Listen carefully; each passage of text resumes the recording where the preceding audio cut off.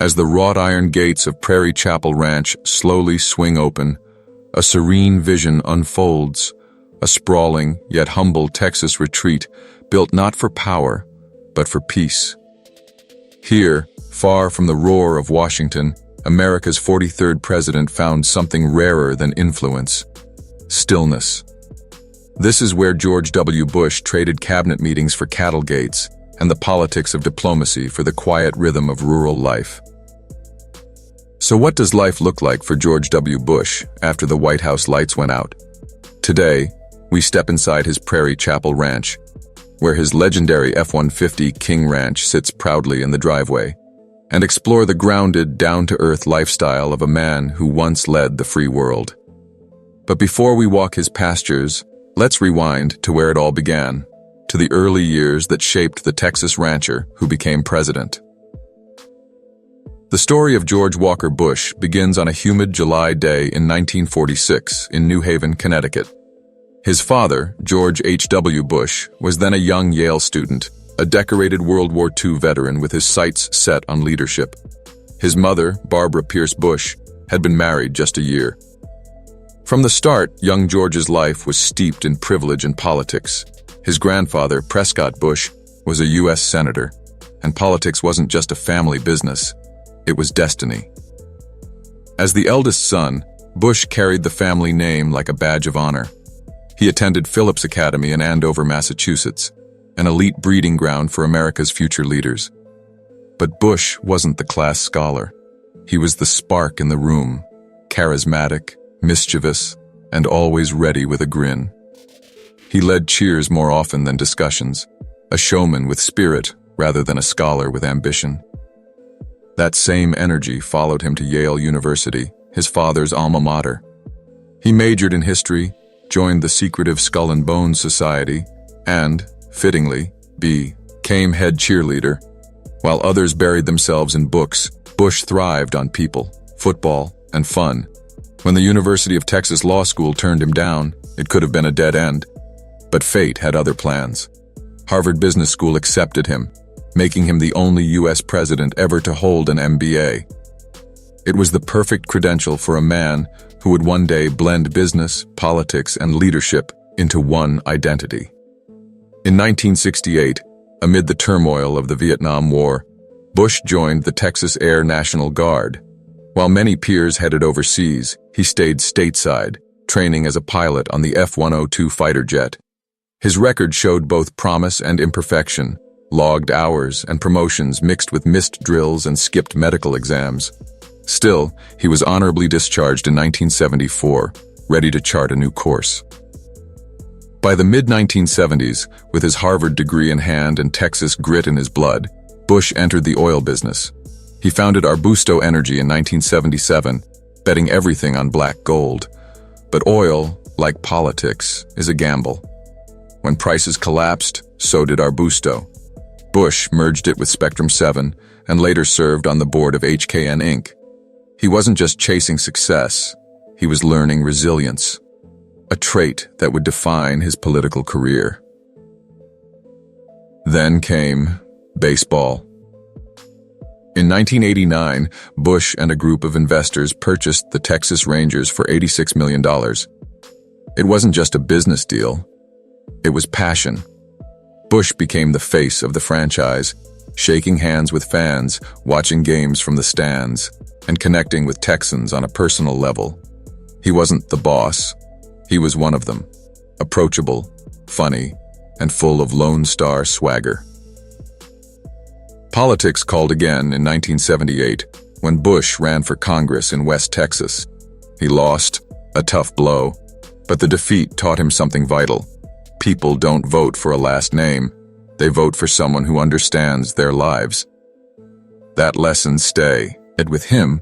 By the early 1990s, after helping his father's presidential campaign, Bush was ready for a comeback.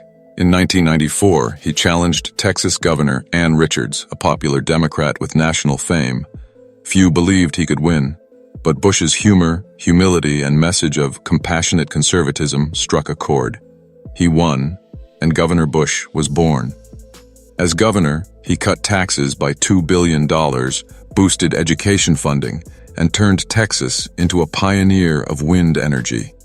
But more than policy, he built a persona, firm, faithful, and folksy. He spoke the language of the people, and they listened. By 2000, the Republican Party saw in him what Texans already knew, a man who could lead with heart. Running alongside Dick Cheney, Bush promised to restore honor and dignity to the Oval Office. The election against Al Gore became one of the most contested in U.S. history, ending with a Supreme Court decision in his favor. President Bush entered the White House with optimism, but history had other plans. The September 11th attacks in 2001 forever changed his presidency and his life. The wars that followed, the controversies, and the weight of a divided nation would define his years in power. When Bush left office in 2009, America was exhausted, and his approval ratings reflected that. Yet beyond the politics and public perception remained the man from Texas, the one who loved his ranch, his pickup truck, and his simple life under open skies. At Prairie Chapel Ranch, George W. Bush found what even the presidency couldn't offer: peace, privacy, and purpose. The leader who once ruled from the Oval Office now paints in his studio, bikes with veterans, and tends to the land, a reminder that even after history's storms, life can return to calm. Baseball, faith, and the open sky. That's the holy trinity of George W. Bush's post-presidential life. As he once put it, Texas is where I came as, and breathe, where the soil smells like cedar and freedom. And it's that same Texas spirit, quiet, tough, and enduring, that now defines his days. Prairie Chapel Ranch, the Texas White House. Tucked among the golden hills and whispering live oaks of central Texas lies one of America's most quietly iconic properties, Prairie Chapel Ranch. Spanning roughly 1,600 acres of sun-drenched countryside near the small town of Crawford, about 25 miles west of Waco, it's more than a home, it's a haven. When George W. Bush and his wife Laura first set foot on the land, they weren't searching for opulence. They were looking for peace. Beneath endless Texas skies streaked with clouds, they envisioned a retreat, a place where faith, family, and freedom could coexist. Construction began soon after Bush's election as the 43rd President of the United States, and by 2001, Prairie Chapel Ranch was complete. A home that reflected not his power, but his principles. A house that breathes Texas. Designed by architect David Heyman, the main residence is a masterpiece of understated elegance. It's not palatial or imposing, it's intentional. Built with local limestone, deep wraparound porches, and wide panoramic windows, the house invites nature inside rather than shutting it out. It captures sunlight, wind, and the vast Texas prairie in perfect balance. It's a house that breathes, Heyman once said, and in the Texas heat, that's no small compliment. Inside, the warmth continues. Decorator Kenneth Blasingame, who also designed the White House residence during Bush's term, filled the rooms with handcrafted furniture, earthy tones, and locally sourced materials. There's no gold, no chandeliers, just the rugged comfort of leather, wood, and stone. It's a home that feels lived in, grounded, and deeply personal, more ranch house than presidential palace. Nature meets heritage. Landscape architect Michael Williams refused to tame the Texas wilderness. Instead, he embraced it. Native grasses, mesquite trees, and wildflowers stretch across the horizon, blending the property seamlessly into the surrounding land. Even the guest house carries a touch of history.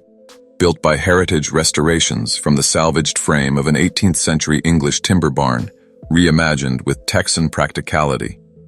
And long before green living became a buzzword, the Bushes installed a geothermal energy system for heating and cooling, a sustainable choice that reflected the former president's quiet commitment to conservation. Prairie Chapel Ranch is a blend of tradition and innovation, where old-world craftsmanship meets modern conscience. The Western White House. But Prairie Chapel Ranch isn't just about architecture, it's about memory. This was where Bush cleared brush on weekends, rode mountain bikes with world leaders, and sat on the porch watching Texas sunsets fade into gold. During his presidency, it earned the nickname the Western White House. Here, he hosted dignitaries like Vladimir Putin and Saudi Crown Prince Abdullah, conducting diplomacy with the easy charm of a Texas host. Yet despite its symbolism, the ranch never lost its soul. It remained, at heart, a family home. When not in Texas, Bush often escapes to another beloved retreat, Walker's Point Estate in Kennebunkport, Maine. Perched on a rugged Atlantic peninsula, the historic property has been the Bush family's summer haven for generations, weathered by storms but steadfast, much like the family legacy itself. Cars of a Texan president. If you picture George W. Bush's garage filled with quiet sedans and retired Secret Service SUVs, think again. His collection reflects his personality, half rancher, half commander-in-chief, with a surprising touch of adrenaline. 2013, Ford F-150 King Ranch, $70,000, the soul of Texas on 4 wheels. The King Ranch edition isn't just a truck. It's a rolling cowboy lounge. With saddle brown leather seats, polished wood trim, and a growling V8 under the hood, it's built for dusty Crawford back roads and late-night barbecue runs. Bush once joked, "This truck doesn't need Wi-Fi. It runs on dust, diesel, and discipline." Lamborghini Aventador LP 700-4, $400,000. Now here's the plot twist. Parked beside that workhorse Ford is a 700-horsepower Italian supercar. The Lamborghini Aventador LP 700-4 is everything Texas modesty isn't: loud, sharp, and unapologetically fast.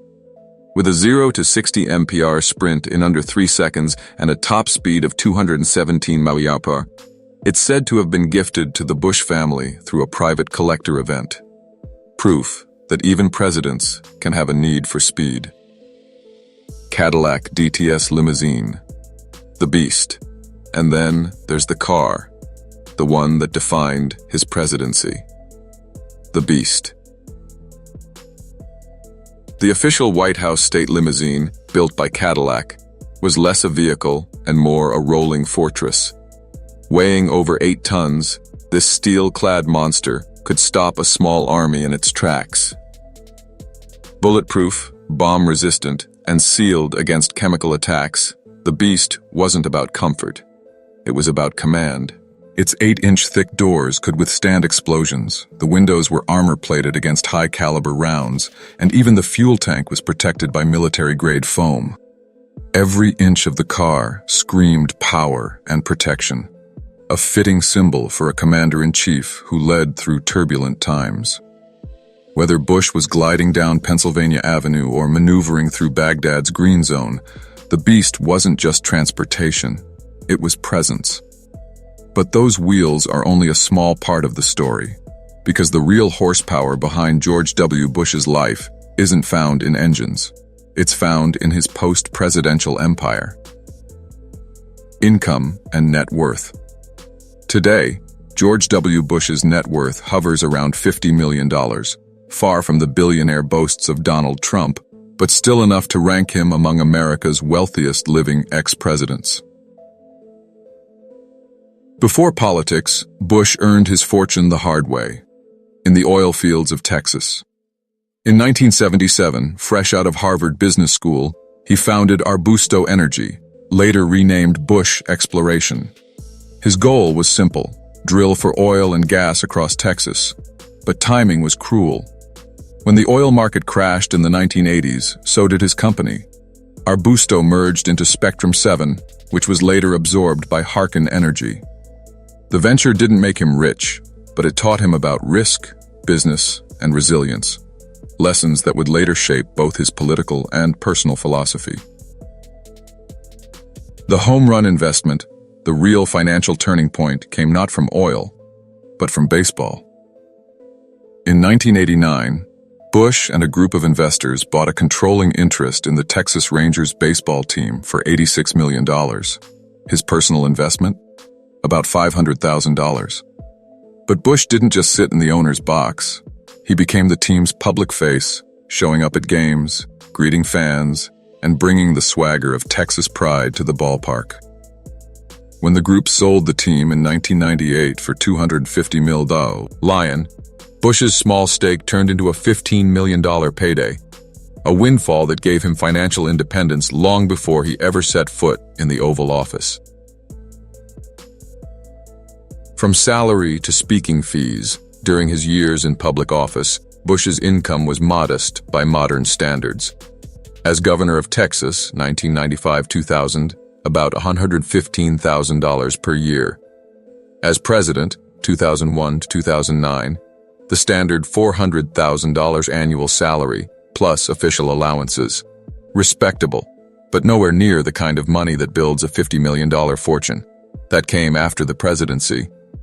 Like all former presidents, Bush receives a lifetime pension of roughly $200,000 a year, along with Secret Service protection and office funding. But his biggest earnings came from publishing and public speaking, the twin engines of the modern ex-president economy. Books, brushes, and big paydays. In 2010, Bush released his memoir, Decision Points, a candid reflection on his presidency, from 9/11 to the Iraq War. The book became a publishing juggernaut, selling over 2 million copies worldwide and earning him roughly $7 million in advances and royalties. That success revealed another side of Bush, the artist. In 2017, he published Portraits of Courage, a collection of his own paintings of U.S. veterans. It was followed by Out of Many One, celebrating immigrants who shaped America. These works not only earned millions more, but also transformed Bush's public image, from war president to reflective painter, using art as a bridge to empathy. The speaking circuit, the modern gold mine. Then came the speaking circuit, where former presidents truly cash in. Bush reportedly commands $100,000 to $175,000 per appearance, discussing leadership, faith, and democracy to packed halls and corporate gatherings worldwide. Over the past decade, his speaking engagements have generated tens of millions of dollars, turning the once folksy Texas governor into a highly sought-after global speaker. Ironically, a single night on stage now earns him more than a year in the Oval Office ever did. Philanthropy, the legacy beyond wealth. Yet for all the attention his fortune gets, Bush himself often shifts the spotlight elsewhere, toward giving back.